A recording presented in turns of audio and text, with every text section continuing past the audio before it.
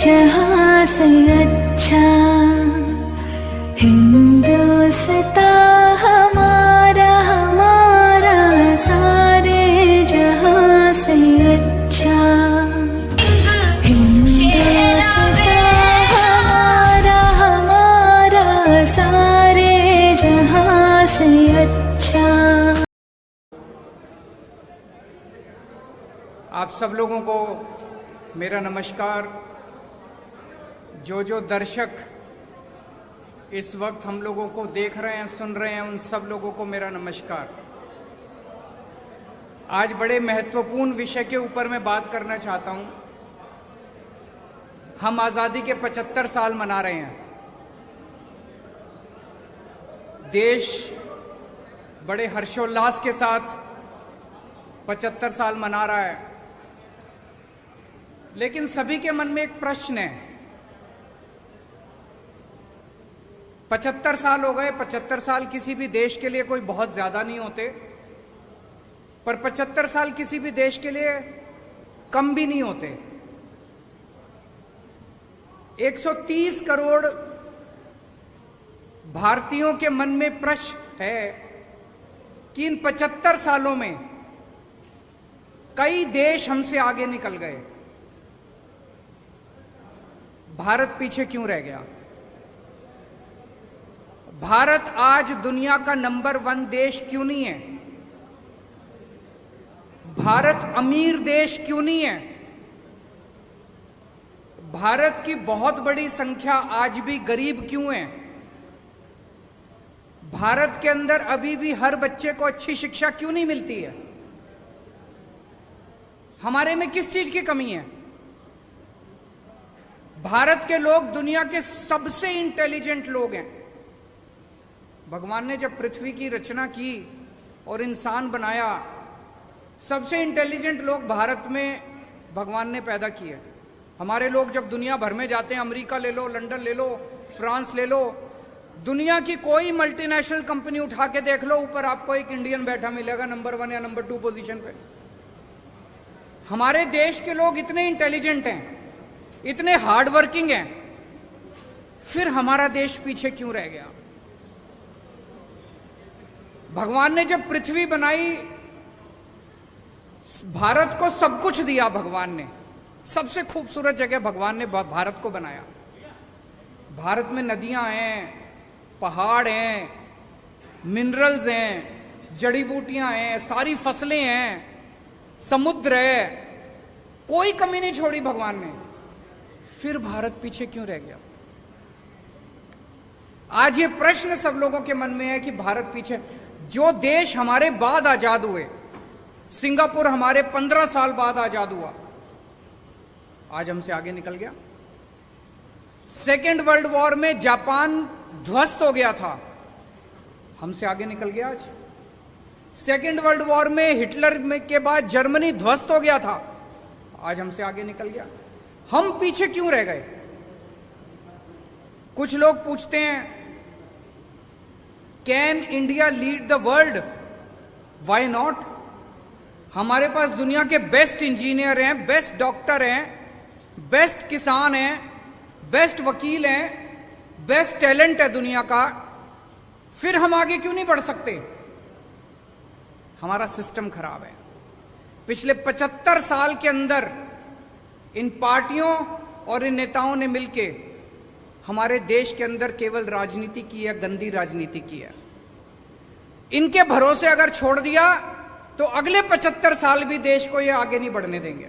अगले 75 साल भी भारत पीछे रह जाएगा।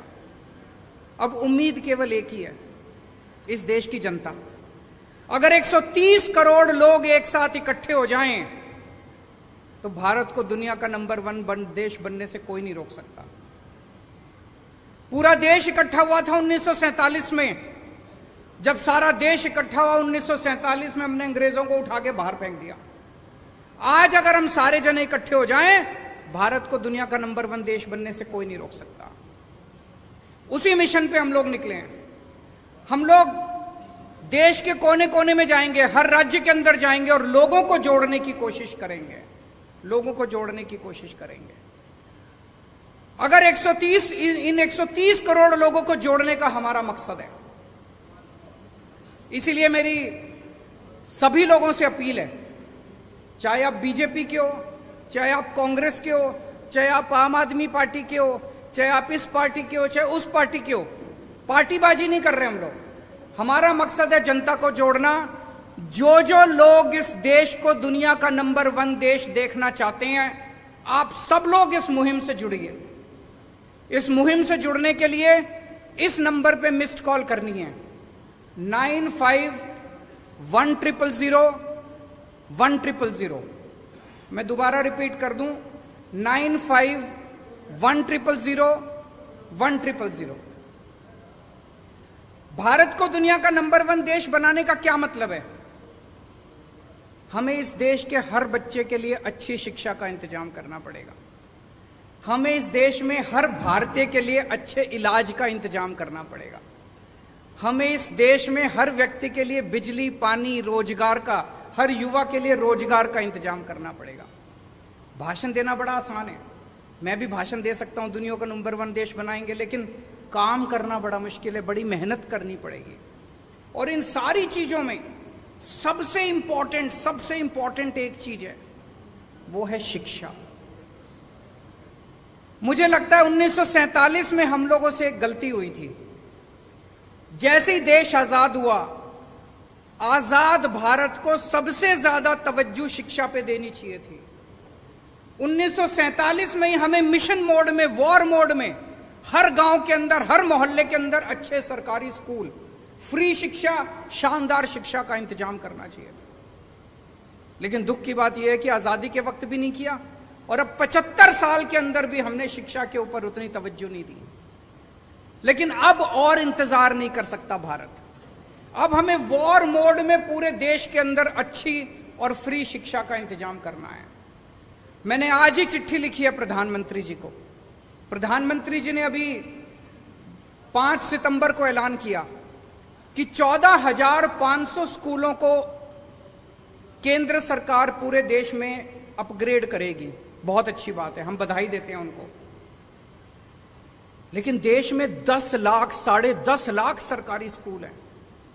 अगर 14,500 स्कूलों को किया जाएगा तो 100 साल लग जाएंगे सारे सरकारी स्कूलों को ठीक करने में। अब भारत इंतजार नहीं कर सकता। 130 करोड़ लोग बेचैन हो रहे हैं। मेरा उनसे निवेदन है, मैंने आज ही चिट्ठी लिखी है प्रधानमंत्री जी को, कि सारी राज्य सरकारों को एक साथ लीजिए और वॉर मोड में, मिशन मोड में हम अपने 10 लाख सरकारी स्कूलों को 5 साल के अंदर ठीक करके दिखाएंगे। इसका प्लान बनाते हैं। सारे सरकारी स्कूलों को शानदार बनाएंगे। दिल्ली में हमने सरकारी स्कूलों को ठीक किया, पूरे देश के अंदर भी ठीक कर सकते हैं। हम उसके लिए तैयार हैं। जो मदद हमसे चाहिए हम उसको करने के लिए तैयार हैं। दिल्ली में हमने कम पैसे में और बहुत शानदार स्कूल बना दिए। अब पंजाब के अंदर मान साहब सरकारी स्कूलों को ठीक करने में लगे हुए हैं, वहां भी ठीक करेंगे। पूरे देश के अंदर अपने को मिलकर करने हैं। देश में इस टाइम एक गलत ट्रेंड चल रहा है। जैसे हरियाणा के अंदर मौजूदा सरकार ने लगभग 190 सरकारी स्कूल बंद कर दिए। उसके पहले की केंद्र कांग्रेस सरकार ने 500 स्कूल, 700 स्कूल बंद कर दिए। इन दोनों सरकारों ने मिलकर पिछले कई सालों में, पिछले कुछ सालों में। सरकारी स्कूल अगर हम बंद करते जाएंगे तो गरीबों के बच्चे कहां पढ़ेंगे? कहते हैं सरकारी स्कूल में बच्चे कम आते हैं, कम आने लग गए। आपने सरकारी स्कूलों का ऐसा बेड़ा गर्क कर दिया कि गरीब आदमी अब अपने बच्चों को सरकारी स्कूल में नहीं भेजता। वो अपना पेट काट के 2 टाइम की रोटी कम खा लेगा, प्राइवेट स्कूल में भेजना चालू कर दिया। आप सरकारी स्कूलों को बंद करने की बजाय उनको शानदार बना दो। देखो बच्चे आने लग जाएंगे, अमीरों के बच्चे भी आएंगे। दिल्ली में अमीरों के बच्चे भी आ रहे हैं। तो ये सरकारी स्कूलों को बंद करने का जो सिस्टम पूरे देश के अंदर चल रहा है, ये बड़ा डेंजरस है, बहुत डेंजरस है। देश में 27 करोड़ बच्चे रोज स्कूल जाते हैं। इनमें से 18 करोड़ बच्चे सरकारी स्कूलों में जाते हैं। अगर हमने सरकारी स्कूल बंद करने चालू कर दिए, 18 करोड़ गरीब बच्चे कहां जाएंगे? क्या 18 करोड़ बच्चे अनपढ़ रह जाएंगे? अगर 18 करोड़ बच्चे हमारे अनपढ़ रह गए तो देश कैसे तरक्की करेगा? इन 18 करोड़ बच्चे जो 10 लाख सरकारी स्कूलों में पढ़ते हैं, इनके लिए हमें शानदार शिक्षा का इंतजाम करना है। जब तक वो नहीं होगा तब तक बातें बड़ी बड़ी हो सकती है, लेकिन देश आगे नहीं बढ़ सकेगा। अगर आपके कुछ प्रश्न है तो आप बताइए।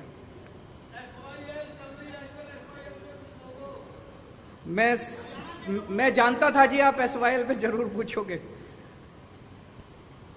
मैं पहले 2 मिनट मान साहब को कहूंगा कि वो अपनी बातें रखें, उसके बाद मैं जवाब दूंगा।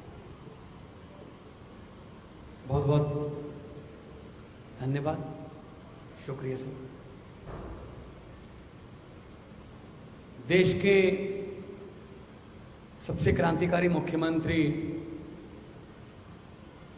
अरविंद केजरीवाल जी ने जो बातें की हैं,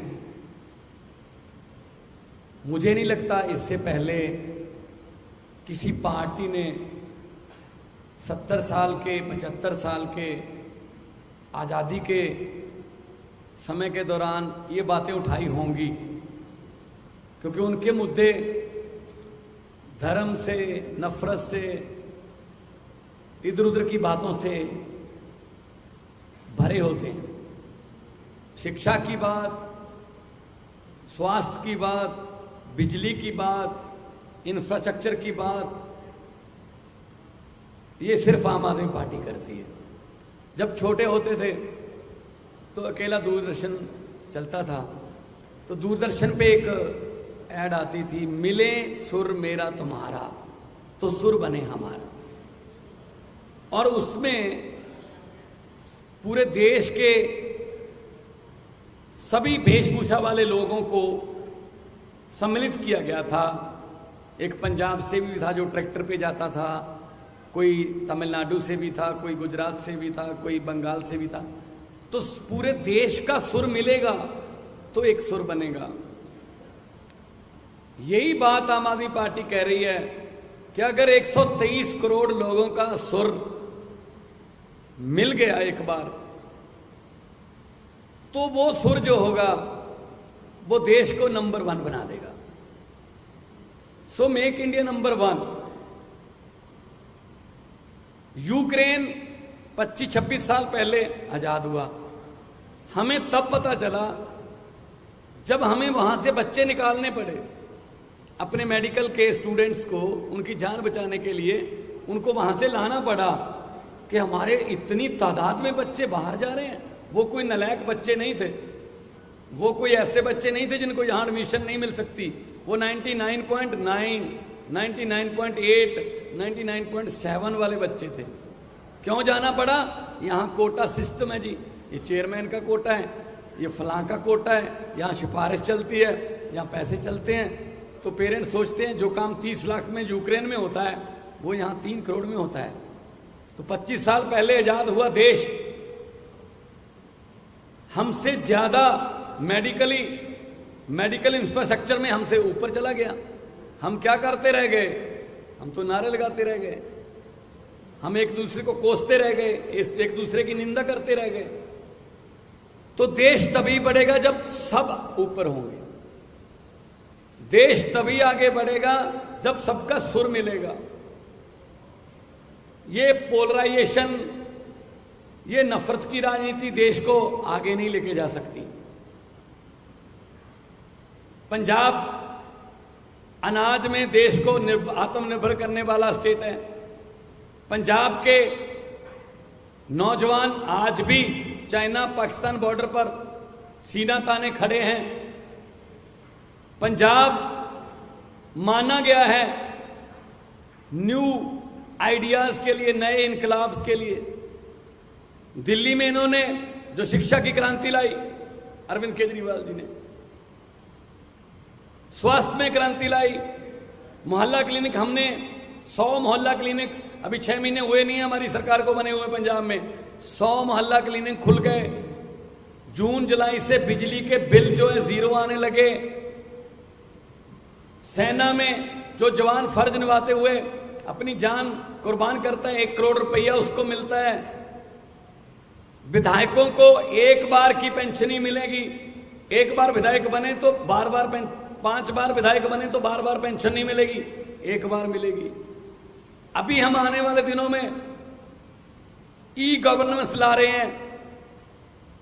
गिरदावरी रजिस्ट्री फर्द आपके लैपटॉप में, आरसी गाड़ियों की आपके लैपटॉप में, इंडस्ट्री के लिए सिंगल विंडो पहले भी सिंगल होती थी, इससे पहले वाली सरकारों में भी सिंगल विंडो होती थी, लेकिन हर अफसर की अपनी अपनी विंडो होती थी। इससे पहले जो भी इंडस्ट्री वाले आते थे वो पंजाब से एमओयू करने नहीं आते थे, वो एक परिवार से एमओयू करने आते थे। अब जब वो इंडस्ट्री वाले आते हैं तो पंजाब के साथ हस्ताक्षर करने आते हैं। पंजाब में बड़ी बड़ी कंपनियां आ रही हैं, नौजवान युवाओं को रोजगार मिलेगा। वही नौजवान जो आइलेट्स करके या कोई और तरीके से विदेश जा रहा है, ब्रेन ड्रेन हो रहा है, वो देश में रहेंगे। आपको एक हैरानीजनक बात बता देता हूं जो मुझे पिछले दिनों इन्वेस्ट पंजाब के एक सम्मेलन के दौरान पता चली। जोमैटो, आजकल उसके बिना हम खाना नहीं खाते, अगर वो देके जाएंगे तो ही खाएंगे। जोमैटो का जो चलाने वाला, जिसने जोमैटो शुरू किया, आइडिया किया, वो फरीदकोट से है। ओला का जो मालिक है वो सानेवाल से है।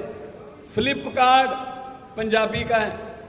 हमारे पास आइडियाज बहुत हैं, लेकिन उन आइडियाज को इंप्लीमेंट करने के लिए प्लेटफॉर्म चाहिए, तो वो प्लेटफॉर्म आम आदमी पार्टी दे रही है। आम आदमी पार्टी ऐसे प्लेटफॉर्म भी दे रही है कि छोटे छोटे घरों के नौजवान लड़के लड़कियों को एमएलए की और एमपी की टिकटें भी मिल रही हैं। तो आम आदमी पार्टी आज देश को नंबर 1 बनाने के लिए जो भी बनता अफसर होगा, कोई ऐसी कमी नहीं छोड़ेगी आम आदमी पार्टी कि देश को नंबर 1 बनाने में कोई दिक्कत रह जाए। क्योंकि जैसा कि अरविंद केजरीवाल जी ने कहा है कि देश तभी आगे बढ़ सकता है जब सब आगे बढ़ेंगे। ऐसे बातें करने से या कोई भाषण देने से या जुमले सुनाने से देश आगे नहीं बढ़ेगा। देश इसलिए आगे बढ़ेगा कि जब आप सब लोग साथ दोगे और भारत में कोई कमी नहीं छोड़ी। जैसा कि अरविंद जी ने कहा, भगवान ने सब कुछ दिया है, बस सच्ची नीयत वाले लोग जो देश को चलाएं उनकी थोड़ी कमी है। अगर सच्ची नीयत वाली सरकार आ जाए तो सब कुछ हो सकता है। आम आदमी पार्टी के 6 महीने नहीं हुए पंजाब में बने हुए, अभी 6 महीने नहीं हुए। सच्ची नीयत है कि हमने 8736 अध्यापकों को पक्के कर दिया, जो पिछले कई सालों से अकाली दल और कांग्रेस की सरकारों से लाठियां खा रहे थे, पगड़ियां उतर रही थी, वाटर कैनन चल रहे थे। सच्ची नीयत है तो सब कुछ हो सकता है। तो मैं आप सबका इस बात के लिए आभारी हूं। आप बहुत ही शॉर्ट नोटिस पर हमारे पास पहुंचे हैं और आपका कोई सवाल हो तो उसके जवाब देने के लिए हम लोग यहां पे उपस्थित हैं।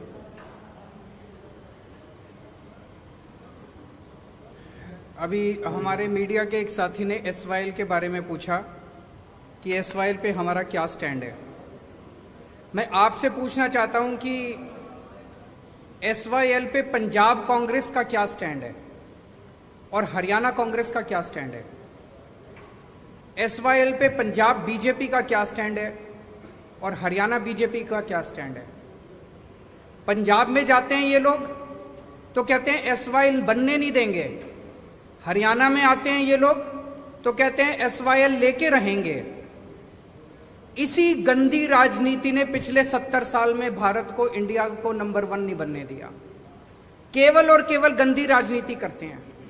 एसवाईएल बड़ा इंपॉर्टेंट मुद्दा है, पानी बड़ा इंपॉर्टेंट मुद्दा है। दोनों राज्यों में पानी की कमी है, हमें यह बात माननी पड़ेगी। पंजाब में पानी का स्तर बहुत नीचे जा रहा है, पानी की कमी है, लोग प्यासे हैं। हरियाणा में पानी का स्तर बहुत नीचे जा रहा है, हरियाणा के अंदर पानी की कमी है, हरियाणा में लोग प्यासे हैं। पंजाब को भी पानी चाहिए, हरियाणा को भी पानी चाहिए। केंद्र सरकार की जिम्मेदारी है कि वो इंटरवीन करके हरियाणा के लिए भी पानी का इंतजाम करे और पंजाब के लिए भी पानी का इंतजाम करे। केंद्र सरकार का काम क्या है? केंद्र सरकार का काम ये नहीं है कि दोनों राज्यों को एक दूसरे से लड़ाए। अगर हम एक दूसरे से लड़ते रह गए तो भारत आगे कैसे बढ़ेगा? जैसा मैंने कहा कि हम मिशन पे निकले हैं, 130 करोड़ लोगों को जोड़ना है, हमें आपस में लड़ना नहीं है, और यह संभव है। हरियाणा को भी पानी मिल सकता है, पंजाब को भी पानी मिल सकता है, केंद्र सरकार को जिम्मेदारी लेनी पड़ेगी।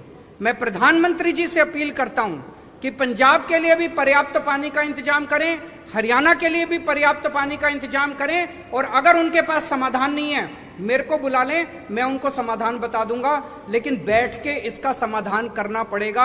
ये स्टैंड लेने से, पंजाब में जाओ तो एक स्टैंड ले लो, हरियाणा में जाओ दूसरा स्टैंड ले लो, ये स्टैंड की राजनीति ने पूरा गड़बड़ कर दिया।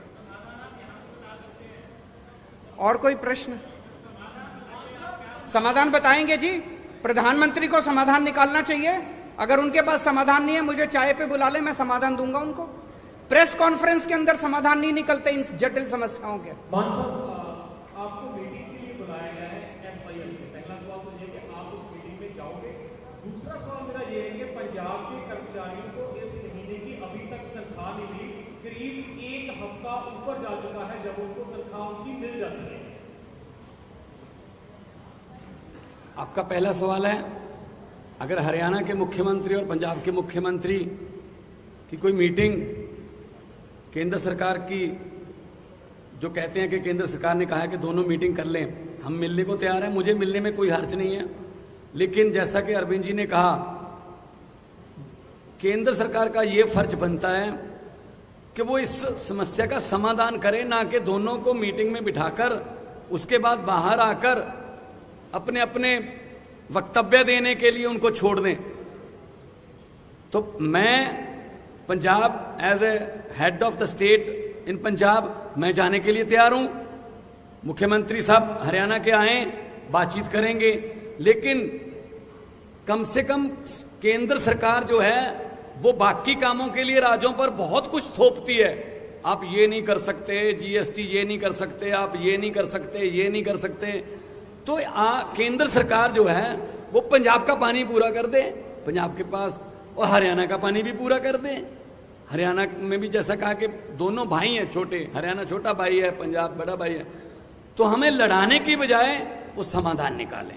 दूसरा, आज शाम तक वो जो हमारे एम्प्लॉइज की कुछ तनख्वाह रहती है वो मिल जाएगी, क्योंकि हमने पॉजिटिव राजनीति की है, हमने मुलाजिम पक्के किए, हमने भर्ती की, और हमने शुगर केन वाले जो गन्ना मुलाजिम थे पिछले कई सालों से धरने दे रहे थे, उनके पैसे भी आज ही जा रहे हैं, 94.98 करोड़ आज ही जा रहे हैं। आज शाम को तनख्वाह भी मिलेगी। हमने खजाने में जितने भी पैसे आते हैं हमने लोगों के लिए खोल रखे हैं। हम कर्जा भी नहीं लेते, लेकिन लोगों को हम कोई कमी भी नहीं छोड़ेंगे। और इस बार 23% जीएसटी की कलेक्शन बढ़ी है, और जितना टैक्स आएगा हम इंफ्रास्ट्रक्चर के रूप में, हम स्कूलों के रूप में, सस्ती बिजली के रूप में, हम सड़कों के रूप में, अच्छे स्कूलों के रूप में, मोहल्ला क्लिनिक के रूप में लोगों पर ही खर्च करेंगे।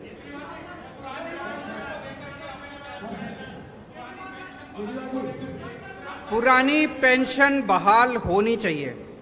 जो, एक मिनट, उनसे उनका सवाल वो ले लेते हैं। जो नई पेंशन स्कीम है ये कर्मचारी, सरकारी कर्मचारियों के साथ बहुत बड़ा धोखा है। पुरानी पेंशन स्कीम लागू होनी चाहिए। केंद्र सरकार ने एक तरह से पूरे देश के ऊपर नई पेंशन स्कीम थोपी थी।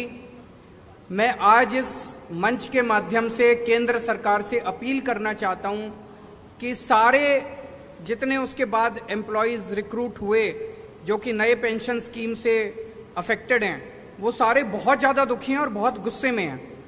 इसीलिए उनके हित के लिए लोग सरकारी नौकरी में क्यों आते थे कि भाई रिटायरमेंट के बाद पेंशन मिल जाएगी, जिंदगी भर सिक्योर हो जाती है। अब वो पेंशन ही नहीं मिलती, किसी को कुछ 100 रुपए को कुछ मिल रहे हैं, किसी को कुछ। तो मेरी केंद्र सरकार से गुजारिश है कि पुरानी पेंशन स्कीम को दोबारा बहाल किया जाए। जरूर करेंगे।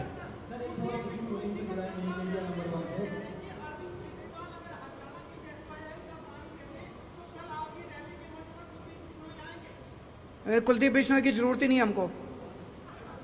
कुलदीप बिश्नोई वहीं रहे, वो किस लिए? आप एक चीज बताओ, मैं आपसे पूछना चाहता हूं, अभी तक वो कांग्रेस में थे, अब वो बीजेपी में चले गए, अपनी पार्टी को बनाई। पहली एमएलए थे, अब भी एमएलए का चुनाव लड़ेंगे, तो क्यों गए हैं?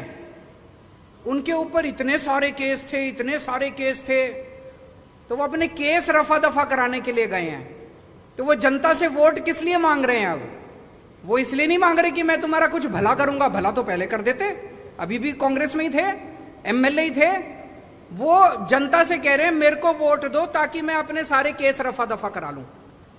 तो कुलदीप बिश्नोई जहां हैं वहीं रहे, उनकी हमें जरूरत नहीं है।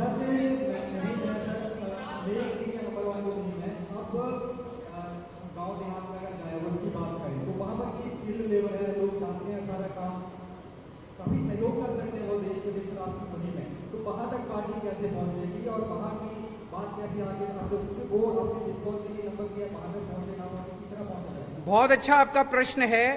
इसमें युवाओं को बहुत बड़ी भूमिका अपनानी पड़ेगी। जिस दिन युवा इकट्ठे हो जाते हैं उस दिन किसी भी देश के अंदर क्रांति आ जाती है। इसलिए मैंने एक नंबर जारी किया है। इस नंबर के ऊपर मैंने अभी 10-15 दिन पहले किया था, लाखों लोग ऑलरेडी जुड़ चुके हैं। कई लाख लोग इससे जुड़ेंगे, वो वॉलंटियर्स बनेंगे, वो अपने अपने मोहल्ले और अपने अपने गांव की जिम्मेदारी लेंगे। जब पूरा देश इकट्ठा हो जाएगा तो ये 130 करोड़ लोगों की ताकत बनेगी। जब 130 करोड़ लोग कहेंगे कि हमारे जो स्कूल खोलो, किसी सरकार की हिम्मत नहीं है जो स्कूल ना खोले। इनको अपनी अभी 75 साल में केवल गंदी राजनीति हुई है, काम नहीं हुए। अब काम करने पड़ेंगे। जिस दिन देश के लोग इकट्ठे हो गए, खड़े हो गए, लोगों को काम करने पड़ेंगे। Thank you so much.